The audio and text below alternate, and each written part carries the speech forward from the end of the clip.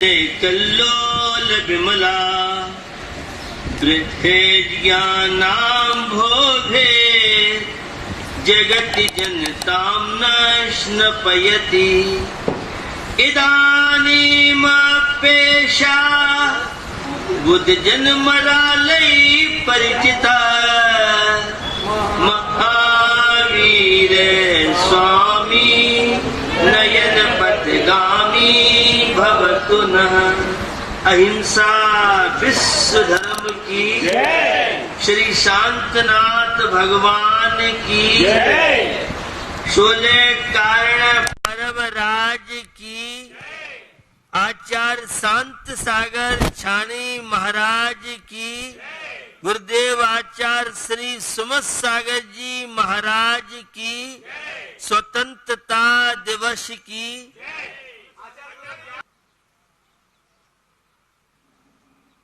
शोले कारण पर्व की चर्चा विगत दिनों से सुन रहे हम। आज स्वतंत्रता दिवस का यद्यपि दिन है, लेकिन पूर्ण स्वतंत्र हमारे तीर्थंकर प्रभु बीतराग श्री रामचंद्र जी, बीतरागी श्री हनुमान,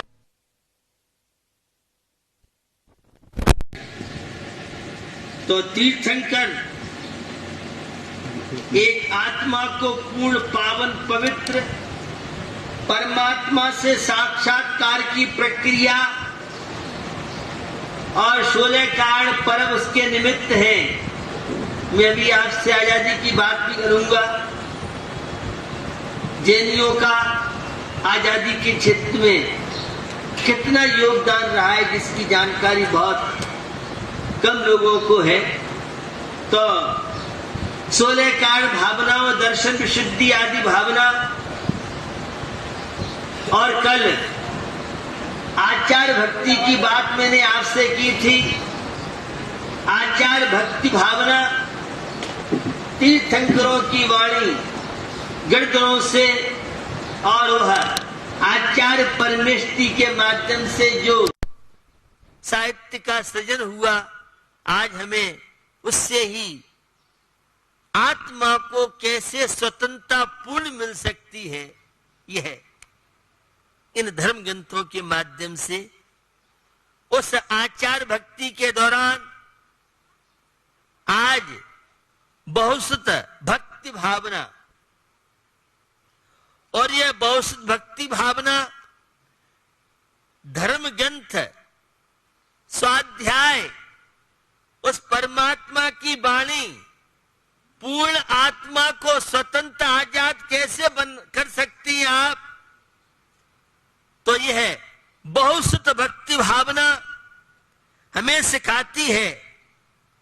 बंदो, यह बहु जो शब्द है विशालता को लिए हुए, महानता को लिए हुए, गहनता को लिए हुए अनेक अर्थों को यह सजोए हुए है।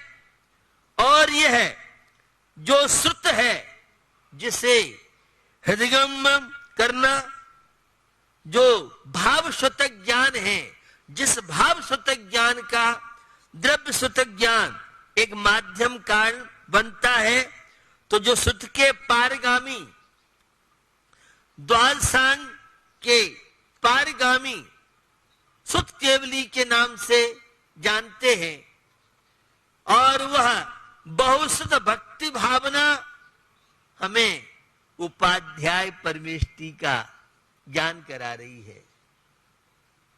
जो 11 अंग 14 पूर्व के पाठी वर्तमान में तो वह संभव नहीं है, लेकिन विशिष्ट आगम के ज्ञाता जो होते हैं उन्हें, और मुझे भी उपाध्याय पद में लगभग 25 वर्ष उस जिनवानी की सेवा, आत्मा की सेवा, निज से परिचय करने के लिए अवसर, शुद्धोपयोग, शुद्धात्मा कैसे वहां तक हम पहुंच सकते हैं, यह मुझे मौका मिला।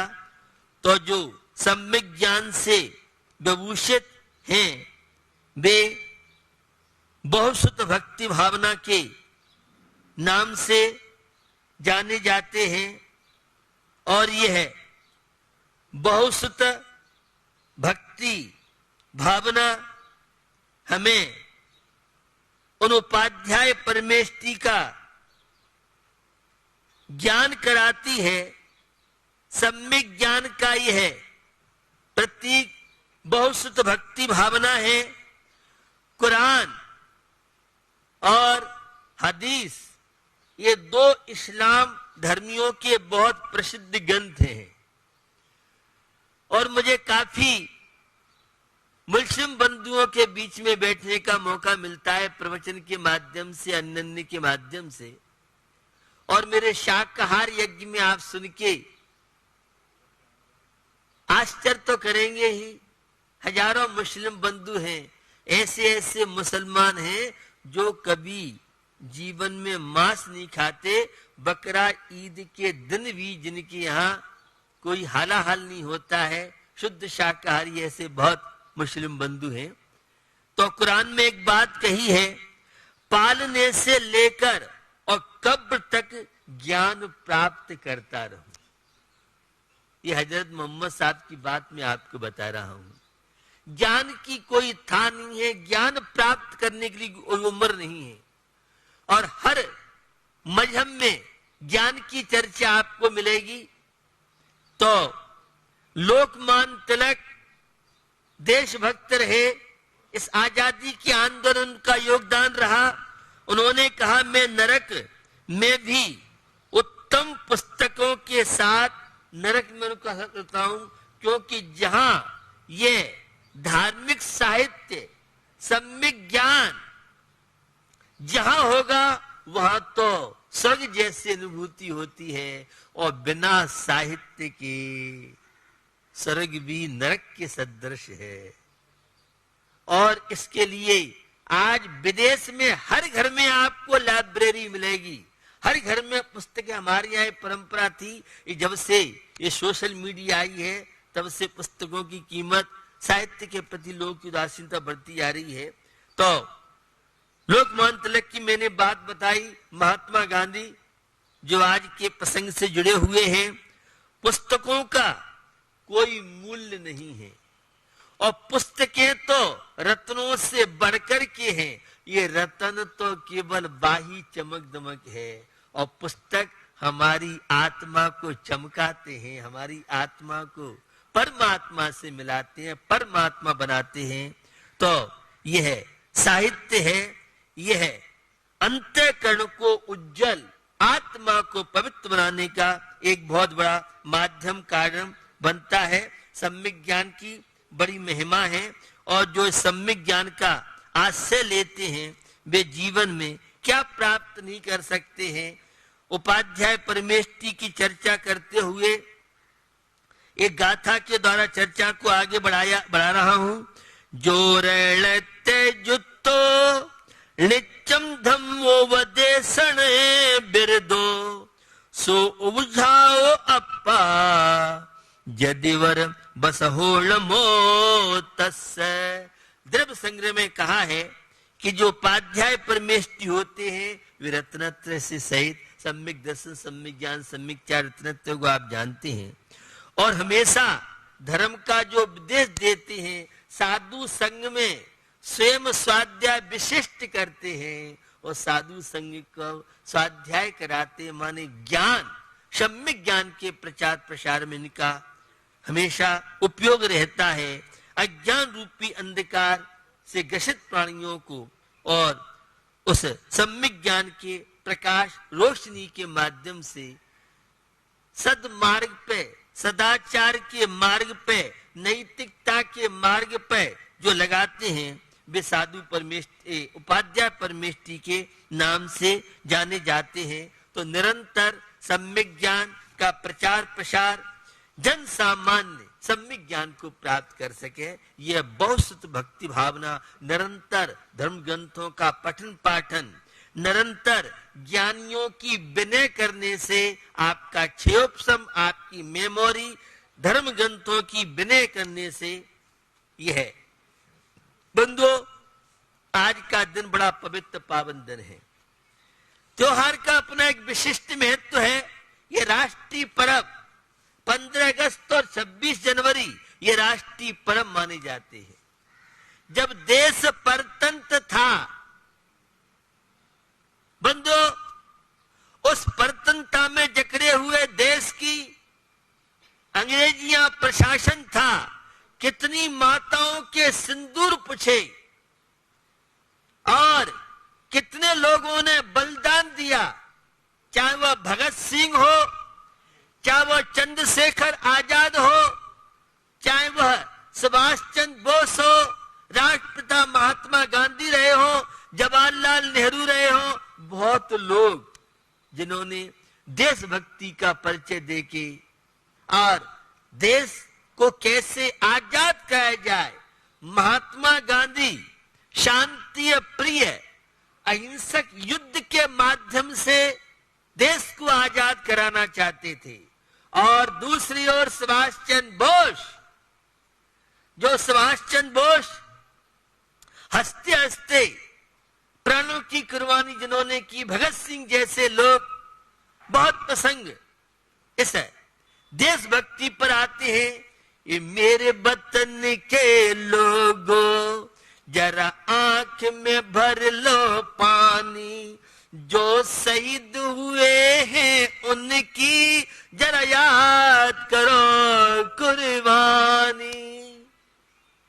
कितनी वीरांगनाएं हुई जिन्होंने देश की सुरक्षा के लिए स्वतंत्रता संग्राम में जैन नाम की पुस्तक आप अवश्य पढ़ें और उस पुस्तक में देशभक्ति में जैनों ने कितना बलिदान किया है।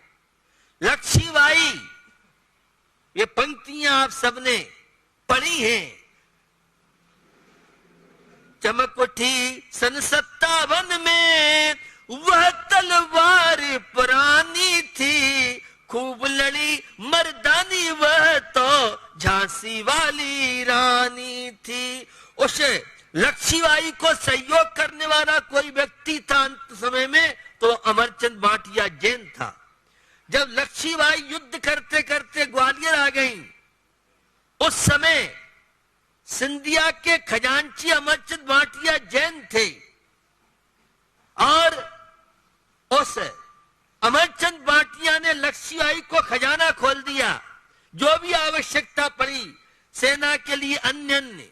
और जब लक्ष्मीबाई वीरांगना बन गई, तन का त्याग कर दिया, तो ब्रिटिश शासन ने अमरचंद भाटिया का पता पड़ा किसने लक्ष्मीबाई को सहयोग किया। उस अमरचंद भाटिया को सराफा बाजार लश्कर में नीम के पेड़ पर उसे फांसी दी गई और 3 दिन तक उसकी लाश लटकी रही। लक्ष्मीबाई को सब जानते हैं, लक्ष्मीबाई को सहयोग करने वाला कोई था तो वह जैन समाज का अमरचंद भाटिया, जिसने लक्ष्मीबाई को सहयोग किया। यह रहा है। ऐसे कितने लोग हैं। सरकारी पुस्तक के अनुसार लगभग 19-20 लोग शहीद हुए हैं। ऐसे ही अनेकों वीरांगना हुई जिन्होंने इस देशभक्ति का परिचय देकर के वह आजाद हिंद फौज, सुभाष चंद्र बोस का पर्यायवाची आजाद हिंद फौज माना जाता था।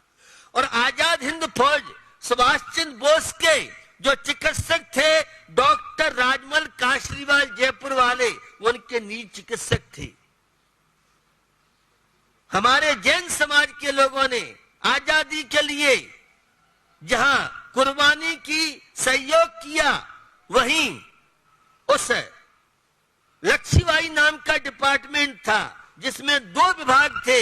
एक विभाग युद्ध क्षेत्र में गन मशीन चला के वीरता का परिचय देना और एक डिपार्टमेंट था जिसमें सेवा के कार्य और एक जीव, एक चींटी को मारना, हिंसा और युद्ध क्षेत्र में गन मशीन चला करके और अहिंसा धर्म का परिचय देना, ये हमारी जैन समाज की महिलाओं की ताकत आपको बता रहा हूं, जो गन मशीन चला करके और अहिंसा धर्म का, क्योंकि हमारे यहाँ संकल्प हिंसा का त्यागी है। हमारे देश और राष्ट्र पर कोई आक्रमण करता है तो देश की सुरक्षा के लिए, मेरा बीएसएफ में प्रवचन हुआ था, जो भारत के बॉर्डर टेकनपुर में, जो भारत के बॉर्डर पर सेनाएं, हम आप तो यहाँ बैठे हुए हैं, उनसे आप पूछिए कि वे बॉर्डर की अगर सेना नहीं हो तो हम वहां की सुरक्षा करना बहुत मुश्किल हो जाए। ऐसे तो उनके बीच में मैंने एक ही बात वहां कही थी, लोग वेतन के लिए जीते हैं और हमारे सारे ये मिलिट्री के नौजवान वतन के लिए जीते हैं। तो वतन का, देश का, न इसमें हिंदू न मुस्लिम न सिख न ईसाई, देशभक्ति के लिए एकता का परिचय की आज आवश्यकता है।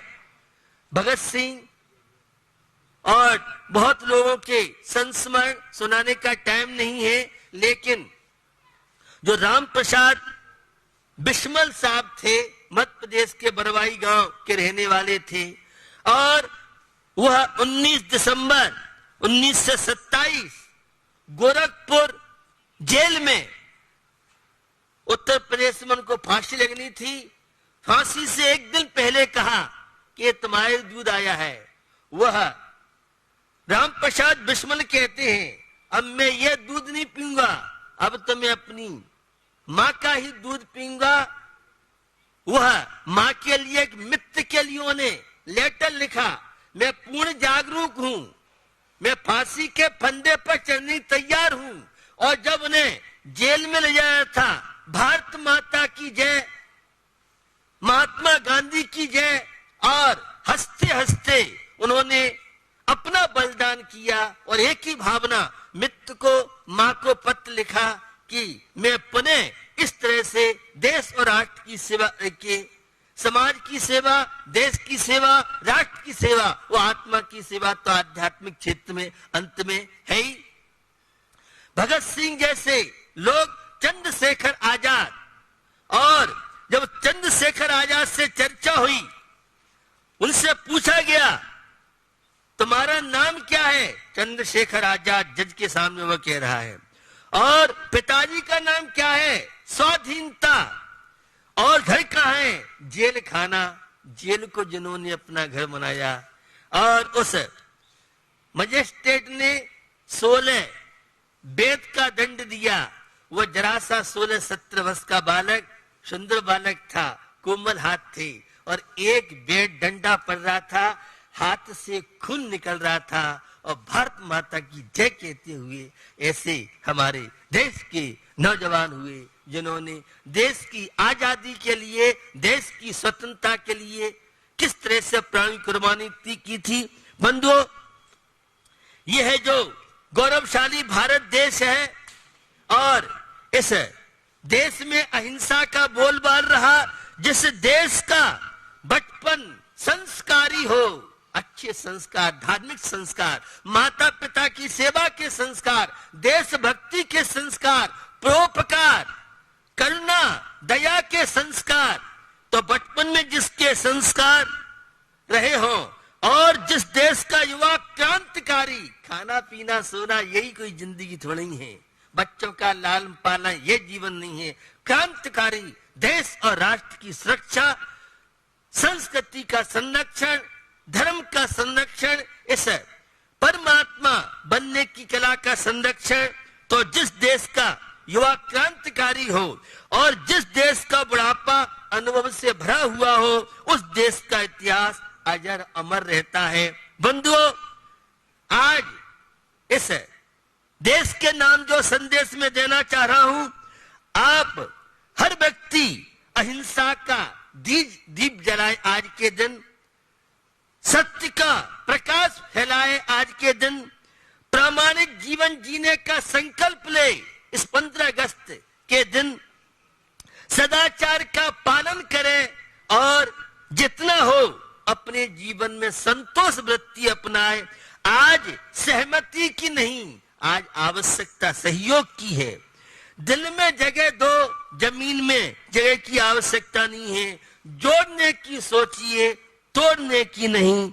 यह वो भारत भूमि है जहां राम, रहीम, महावीर के समय अहिंसा, दया, करुणा बरसती थी। आज वह दया, संवेदनशीलता। महात्मा गांधी से पूछा, आपको कैसा लगा?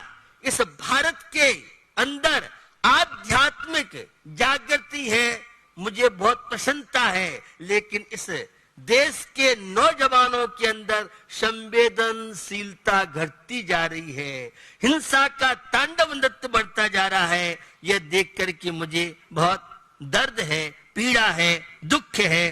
तो बंधुओं, वसुधैव कुटुंबकम की सूक्ति की आवश्यकता है।